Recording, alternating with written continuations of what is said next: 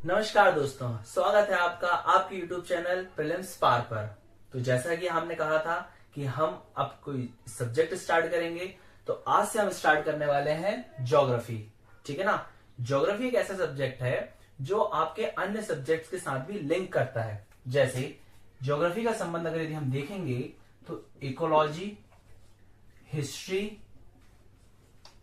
है ना, और फर्दर और भी दूसरे सब्जेक्ट्स ऐसे होते हैं जिनके साथ में ज्योग्राफी का सीधा सीधा संबंध और कहीं कहीं इनडायरेक्टली भी रिलेशंस होते हैं।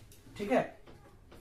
तो ज्योग्राफी को अब हम देखेंगे। जैसे ज्योग्राफी है ना, तो ज्योग्राफी में इस ज्योग्राफी को हम दो तरीके से देखते हैं। देखना, एक होता है फिजिकल ज्योग्राफी और एक होता है ह्यूमन ज्योग्राफी, है ना।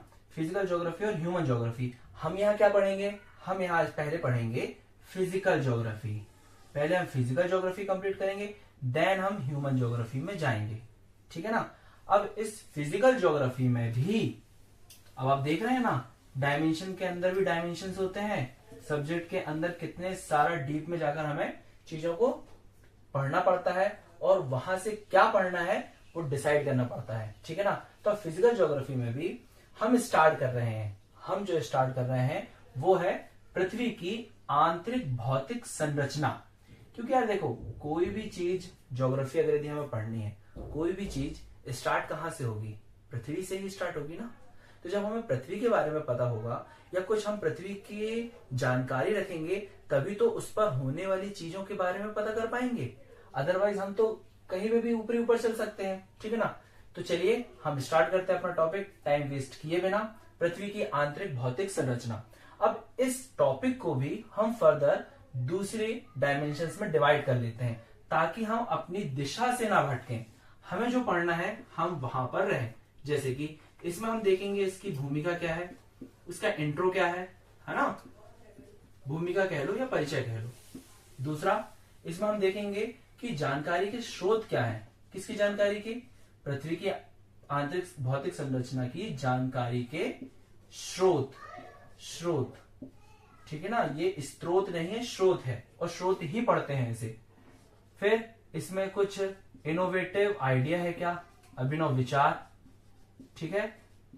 और साथ ही साथ इसमें हम देखेंगे सभी चीजों का मेन क्रक्स, बहुआयामी महत्व। अगर यदि आपने यूपीएससी के मेंस के पेपर्स देखे होंगे तो उसको सबसे ज्यादा इंपॉर्टेंस किस चीज का रहता है? उसमें महत्व। किसी भी चीज का आपने पढ़ा है, उसका महत्व क्या है, उस पर ज्यादा फोकस करता है यूपीएससी, है ना। तो जब हम ये सारी चीजें जान लेंगे तो इसके महत्व के बारे में भी हमें समझ में आ जाएगा। चलिए, तो आपने देख लिया ना हम कहां से स्टार्ट करें, कहां तक जाएंगे। अब हम स्टार्ट करते हैं इसकी भूमिका से। चलिए,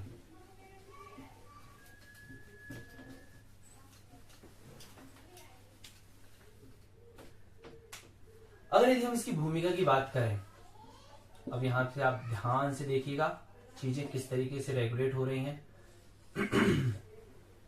भूमिका में हमें ये कि हमें पृथ्वी की आंतरिक भौतिक संरचना से तात्पर्य क्या है। अगर यदि आपको सीधे सीधे अर्थ में बताना पड़े तो इसका सीधा सा अर्थ क्या हो जाएगा कि पृथ्वी की आंतरिक भौतिक चीजें।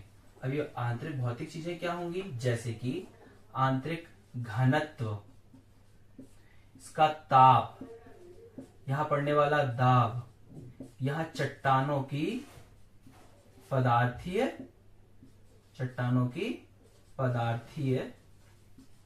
अवस्था। ठीक है ना। इन सभी की विशेषताओं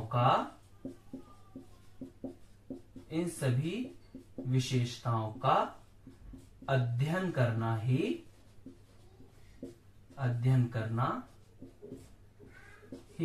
पृथ्वी की आंतरिक भौतिक संरचना का अध्ययन करना है। ठीक है ना।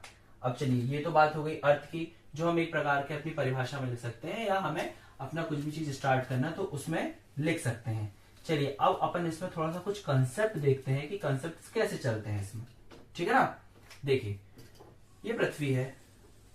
पृथ्वी से पृथ्वी की सतह से केंद्र के बीच की जो दूरी है, ये दूरी कितनी है?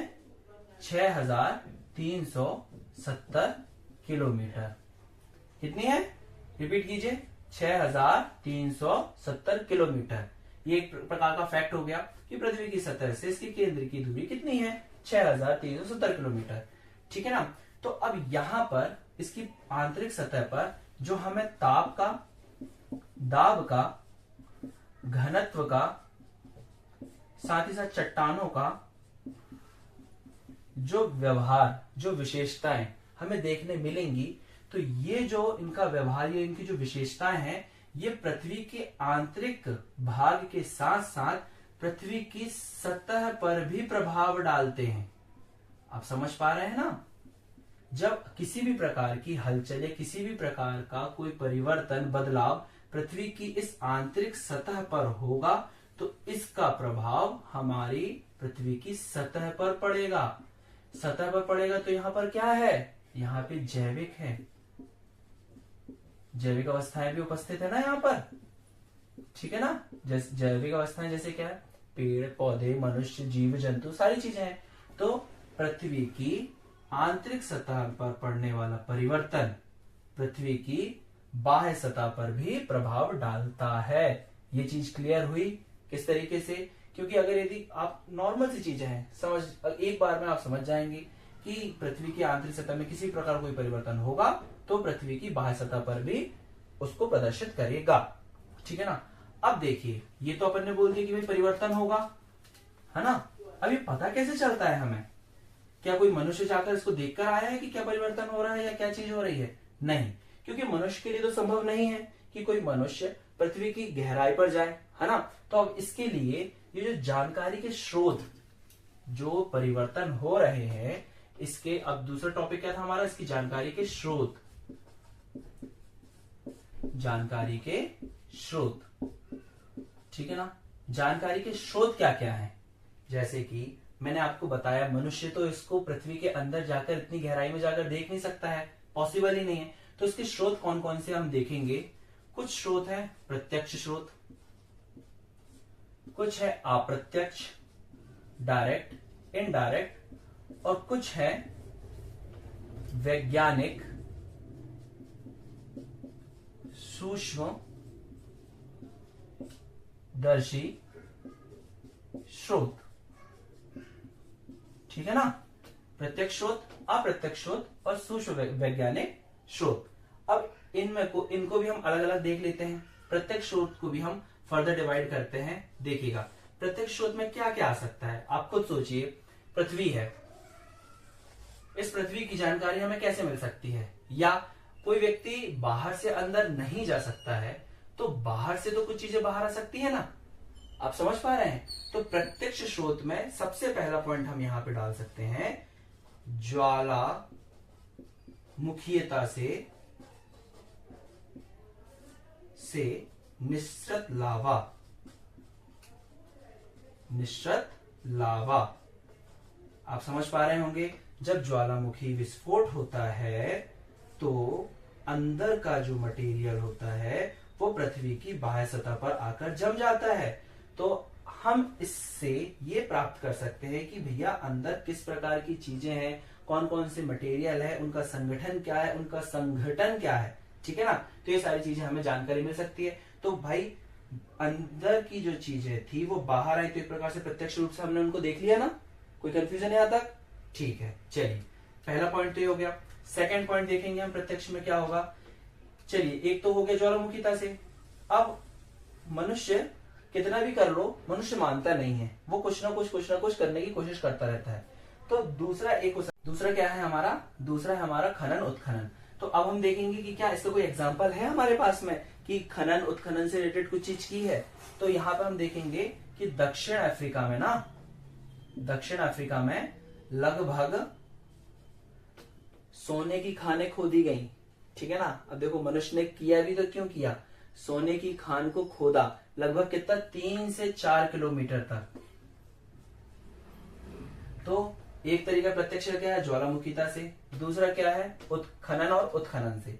तीसरा एक और है प्रवेधन, प्रवेधन द्वारा।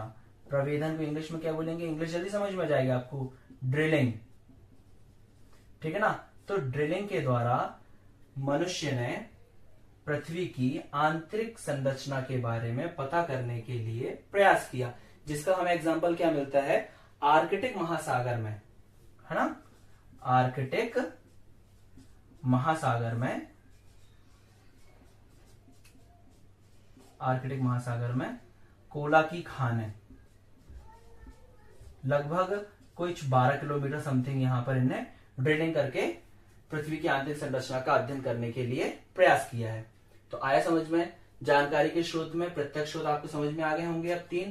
पहला अगर यदि कोई बोलेगा सीधा सीधा सा, प्रत्यक्ष स्रोत कौन कौन से हैं, ज्वालामुखी से निश्चित लावा, दूसरा खनन उत्खनन, और तीसरा प्रवेधन द्वारा, ठीक है ना। एग्जाम्पल दे सकते हो आप यहाँ पे, ज्वालामुखी का एग्जाम्पल तो बहुत होते रहते हैं, ठीक है ना, तो उसकी तो कोई बात ही नहीं है। खनन उत्खनन के लिए जो अभी तक प्रयास किया दक्षिण अफ्रीका में 3 से 4 किलोमीटर तक सोने की जो खान थी उसको खोदा है। फिर उसके बाद में जो हमारी प्रवेधन है, प्रवेधन के द्वारा जो प्रयास किया गया है उसका एग्जाम्पल क्या है, आर्कटिक महासागर में कोला क्षेत्र, ठीक है ना, लगभग 12 किलोमीटर के यहाँ पर ड्रिलिंग की गई है। चलिए अब हम देखते हैं प्रत्यक्ष स्रोत के बाद में अप्रत्यक्ष स्रोत।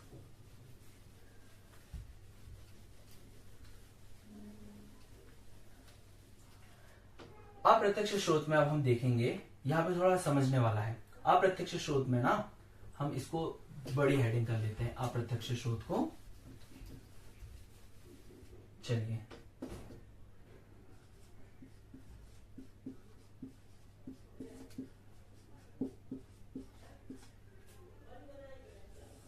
अप्रत्यक्ष स्रोत, अप्रत्यक्ष स्रोत में हम देखेंगे यहां पर घनत्व से रिलेटेड चीजें, ताप से रिलेटेड चीजें, दाब से रिलेटेड चीजें और कुछ अन्य चीजें, ठीक है ना। ताप है, दाब है, घनत्व है, इनसे हमें क्या जानकारी मिल रही है पृथ्वी की आंतरिक संरचना के बारे में, ठीक है। जैसे अगर यदि हम घनत्व देखते हैं, अगर यदि हम घनत्व की बात करते हैं, तो हम अगर यदि कुछ डाटा लें, अगर यदि हम कुछ डाटा में जाएंगे कि पृथ्वी की जो हमारी आंतरिक भौतिक संरचना है, इसमें अप्रत्यक्ष स्रोत में घनत्व का क्या रोल है, तो अगर यदि हम देखेंगे तो पृथ्वी का जो औसत घनत्व है ना, पृथ्वी का औसत घनत्व कितना है, किसी को पता है तो वो कमेंट कर सकता है। पृथ्वी का औसत घनत्व है लगभग 5.5 ग्राम पर सेंटीमीटर क्यूब, ठीक है ना। इसके बाद में अगर देखिए यहां पे क्या लिखा है मैंने, पृथ्वी का औसत घनत्व, ठीक है ना। इसके बाद हम देखेंगे कि क्रस्ट का क्या घनत्व है, क्रस्ट का औसत घनत्व क्या है, तो वो हमें देखने के लिए मिल जाता है समथिंग 2.8 से लेकर 3 ग्राम पर सेंटीमीटर क्यूब। आ रहा ना आप लोगों को समझ में, ठीक है। फिर तीसरा औसत घनत्व इतना है, देखते जाइएगा क्या होता है, डाटा से भी ना हम अपनी समझ विकसित कर सकते हैं, वो अभी आप देखिएगा कैसे। औसत घनत्व 5.5 है, क्रस्ट हमारा 2.8 से लेकर 3 ग्राम पर सेंटीमीटर क्यूब है। उसके बाद हम जब मेंटर की बात करते हैं, ठीक है ना, मेंटर का औसत घनत्व की बात करते हैं, तो ये लगभग वही अपना चला जाता है 3.5 से लगाकर 4.2, ठीक है। और फिर लास्ट हमारा इसमें क्या है, क्रोड, तो क्रोड का घनत्व इसमें पड़ता है हमारा औसत घनत्व लगभग 5 से 11 ग्राम पर सेंटीमीटर क्यूब। अब आप देखिए, इससे हमें आप बोलोगे कि डाटा से क्या समझना, डाटा से समझना ये है औसत घनत्व 5.5 है, लेकिन जैसे ही हम क्रस्ट से अंदर की ओर जा रहे हैं, मतलब कि गहराई में जा रहे हैं, तो पृथ्वी के घनत्व में वृद्धि हो रही है। आप समझ पा रहे हैं, क्रस्ट में था 2.8 से लगाकर 3, मेंटर में था लगभग 4.2 और क्रोड में था 5 से लेकर 11 ग्राम पर सेंटीमीटर क्यूब। इसलिए अब हम सीधा सीधा क्या बोल सकते हैं, अभी हम बोल सकते हैं ना कि पृथ्वी में सतह से जैसे हम गहराई की ओर जाते हैं या केंद्र की ओर जाते हैं, तो उसके घनत्व में वृद्धि होती है। आगे आपको समझ में, चलिए ठीक है। ये तो रही बात घनत्व की, तो यहाँ पे आप सीधे लिख सकते हैं गहराई बढ़ने के साथ साथ घनत्व में वृद्धि होती है। ठीक है ना, ये समझ में आ गया आप लोगों को। चलिए अब हम देखते हैं ताप। ताप का क्या रोल है, बहुत इंपॉर्टेंट है ये, आपका बहुत आगे तक भी जाएगा। ताप में क्या देखिएगा ना, ये पृथ्वी है, ठीक है, ये अपन बना लेते हैं हमारा डायग्राम। ये पृथ्वी की ऊपरी सतह है, पृथ्वी की ऊपरी सतह है, ठीक है। और जैसे जैसे ये जाएंगे तो हम ये गहराई में जाएंगे। होता क्या है पृथ्वी में ना, ये जो ऊपरी सतह है ना, यहां पर रेडियोधर्मी तत्व पाए जाते हैं, रेडियोधर्मी तत्व पाए जाते हैं, जिसके चलते यहां का जो तापमान होता है वो अधिक होता है पृथ्वी के ऊपरी सतह के पास में। जो ताप होता है या ताप वृद्धि दर जिसे हम कह सकते हैं, किस कारण से, रेडियोधर्मी तत्व पाए जाने के कारण पृथ्वी की ऊपरी सतह पर ताप वृद्धि दर क्या है, ज्यादा है। इसलिए कहीं पे आपने फैक्ट भी देखा होगा कि जैसे ही हम सतह से केंद्र की ओर जाते हैं तो प्रारंभ में पृथ्वी की 32 मीटर पर 1 डिग्री सेंटीग्रेड तापमान में वृद्धि होती है। ये मैंने किलोमीटर नहीं लिखा है, ध्यान दीजिएगा, 32 मीटर में। यूपीएससी इसके पहले क्वेश्चन भी एक फैक्ट बना के इसमें पूछ चुका है, एक स्टेटमेंट था उसका, तो उसमें आपको ये पता होना था कि सही स्टेटमेंट है या गलत। तो ये हमारा सही स्टेटमेंट है, प्रति 32 मीटर पर 1 डिग्री सेंटीग्रेड तापमान में वृद्धि होती है। इसका रीजन क्या है, इसका रीजन है ये रेडियोधर्मी तत्वों के पाए जाने के कारण। आगे आपको समझ में। और फिर ये लगभग कितना 100 किलोमीटर तक ऐसा होता है। फिर जैसे जैसे हम गहराई में जाते हैं तो लगभग कुछ इसके आगे हम जाएंगे तो फिर इसमें ना ये जो ताप वृद्धि दर है ना, जो पहले 32 मीटर पर 1 डिग्री सेंटीग्रेड हो रही थी, इसमें अंतर आने लगता है। जैसे कि आप 1000 किलोमीटर की गहराई पे जाओगे ना, 1000 किलोमीटर की गहराई पे जाने पर लगभग 1000 किलोमीटर की गहराई पे आप जैसे जैसे जाओगे ना, तो ये जो ताप वृद्धि दर है ना, ये लगभग 1 से 2-3 डिग्री सेंटीग्रेड में वृद्धि होती है। अब आपको लगेगा नहीं बढ़ तो रही है, लेकिन आप समझिए ये हर प्रति 32 मीटर पर 1 डिग्री सेंटीग्रेड ताप में वृद्धि हो रही थी। और उसके बाद में जैसे हम गहराई में जाते गए, और तो ये जो ताप वृद्धि दर, ताप तो बढ़ रहा है, ताप में कमी नहीं हो रही है, ताप बढ़ रही है, लेकिन ताप वृद्धि दर वो कम हो गई। इस कारण से हम यहाँ पे कुछ मेंटर देखते हैं, है ना। फिर लास्ट में हमें यहाँ पर क्रोड मिलता है। अब आप बोलोगे कि ये, अब यहाँ पर समझना क्या क्या है, समझने का ये है कि ये ऐसा क्यों हो रहा है, यहाँ पर तापमान ज्यादा है, यहाँ पर तापमान या ताप वृद्धि दर कम क्यों है। ताप वृद्धि दर इसलिए कम है क्योंकि जो रेडियोधर्मी तत्व ऊपरी सतह पर पाए जाते हैं उनकी मात्रा नीचे की ओर जाने पर कम होते जाती है। इसी कारण से जो ताप वृद्धि दर है वो हमें गहराई पे जाने पर कम होते, ताप तो बढ़ता है, गहराई पर जाने पर, गहराई जैसे से बढ़ेगी तापमान भी बढ़ता जाता है। परंतु मैंने आपसे क्या बताया है, ताप वृद्धि दर में ऊपर की अपेक्षा कमी होती है। चलिए ठीक है, अब आपको समझ में आ गया होगा ताप। अब हम बात करते हैं दाब के बारे में कि भैया दाब जो एक कारक है, इसका प्रभाव क्या पड़ रहा है पृथ्वी की आंतरिक संरचना पर। ठीक है ना, तो ये होगी दाब की बात। अब ताप घनत्व हो गया, ताप हो गया, अब दाब।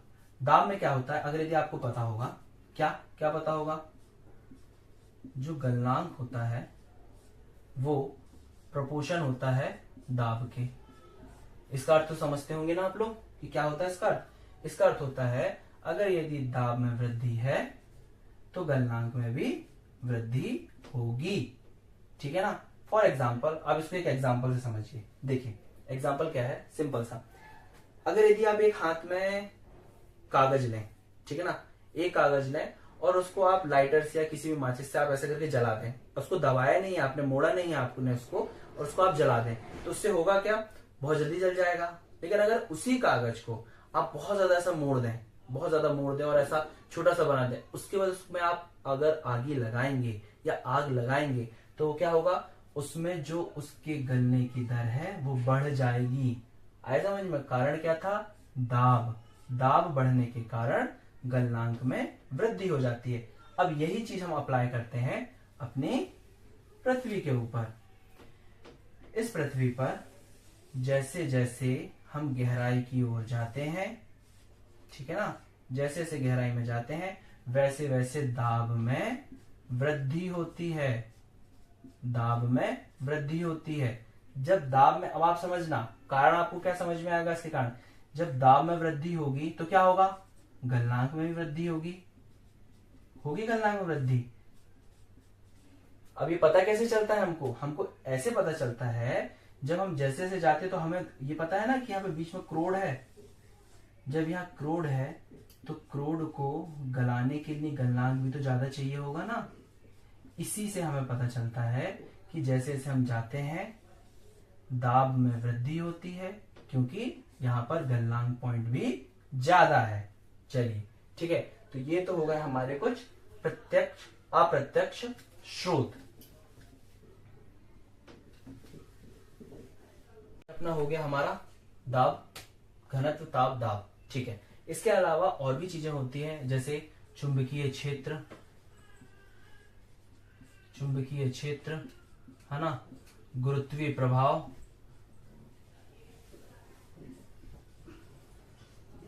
और इसके साथ साथ आपका चुंबकीय क्षेत्र हो जाएगा, गुरुत्वीय प्रभाव हो जाएगा, और भूकंपीय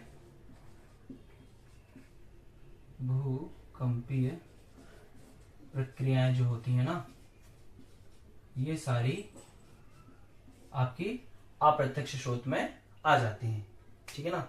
अब इसके बाद का जो हमारा टॉपिक है क्या है, सूक्ष्म वैज्ञानिक विधि। सूक्ष्म वैज्ञानिक विधि। तो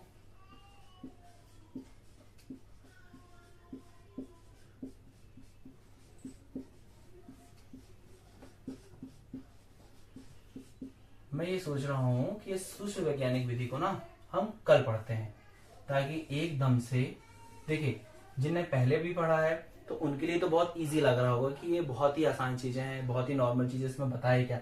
लेकिन जो लोग पहली बार पढ़ रहे हैं उनको थोड़ा सा समझने में टाइम लगेगा। तो आप इस वीडियो को एक बार और देखिएगा। तो जितनी चीजें मैंने आपको बताई हैं, बहुत ज्यादा चीजें नहीं बताई हैं अभी, थोड़ी बहुत चीजें बताई हैं, लेकिन उनको आप बहुत ध्यान से समझ के सुनना। देन उसके बाद में हम इसके आगे बढ़ेंगे सूक्ष्म वैज्ञानिक विधि में, ठीक है ना।